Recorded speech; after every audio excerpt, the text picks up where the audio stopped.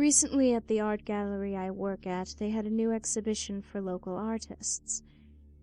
It was the usual sort of thing, substandard paintings that only got a shoe-in because they were from the local community, paintings of local people and places and so forth. It was my job to decide which paintings got put on display, which entailed me sorting through around 100 of these awful excuses for art. There was one, though, that really caught my attention. Unlike the others, it was not of a local scene or a local person. It was of a family. A father in a suit, sitting in a chair, his dutiful wife behind him, and his young son and daughter at his feet. By the looks of their clothes, they were from the 19th century, typically dressed for a middle-class family of that period. Two things struck me about the painting.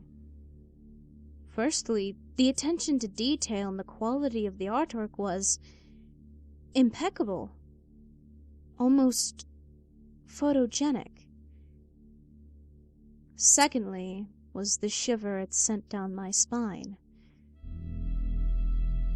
The people in the portrait had this eerie, gaunt look to them, and expressions that were so blank they looked almost dead.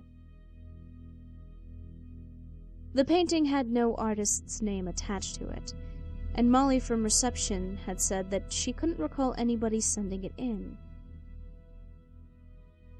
I decided then that, instead of putting the painting on display, I would take it home with me. After all, it had no name attached to it, so nobody was going to miss it, were they? I got home and decided that I was going to hang it in my study, and after hanging it, spent the rest of the night filing paperwork. Every so often I would find my eyes drawn to the painting. I felt the strangest and most uncomfortable sensation. I felt like the family in the painting were somehow judging me. I could feel their eyes boring into me from the painting. What's worse is that because they were staring at the painter, and therefore anybody who looked at the painting, their eyes seemed to follow me around the room. After a while I couldn't take it anymore, so I turned the painting against the wall and vowed that, no matter how interesting it was, I would return it to the gallery the next day. I got a hold of myself, though. I had been working quite late and was very tired, and decided that I would sleep on it. I began to finish off the last of my filing at my desk. This was a very bad idea. My eyes were heavy, and before I knew it, I had fallen asleep right there in the study. That night, my dreams were filled with visions of the painting. Over and over again, all I dreamed about was that family, staring at me from behind the canvas, drilling into my soul with their blank, visionless stares. With every dream, they seemed to get more and more intense, until after a while their eyes were wide and they were giving me looks of such intense hatred that I thought they were about to kill me.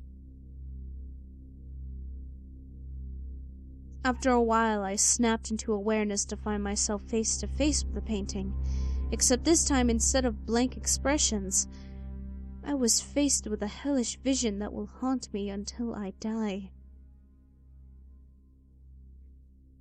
Their faces were twisted into looks of absolute malice. Their gaunt, waxen skin was drawn taut across their pointed cheekbones. their lips peeled back across blackened gums to reveal gnarled yellow teeth, bared in a bestial snarl. The less that was said about their bloodshot, protruding eyes, the better. I screamed and fell off my chair, stumbling out of the room, unable to turn and look back at the painting. I ran across the hallway and dived into my bed, burying my head under the covers.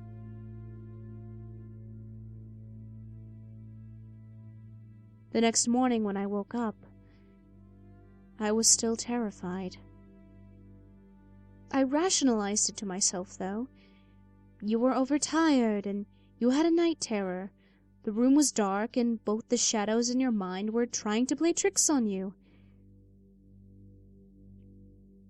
I went about my usual routine, unperturbed, comforted by the rational logic of my mind.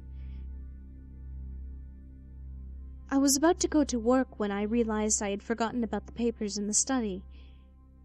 I opened the door to grab the papers, but as soon as I set foot in the room, my heart froze, and my blood ran cold. The painting was still turned against the wall. Not only that, but my desk had not even been facing the painting to begin with. It was facing the window.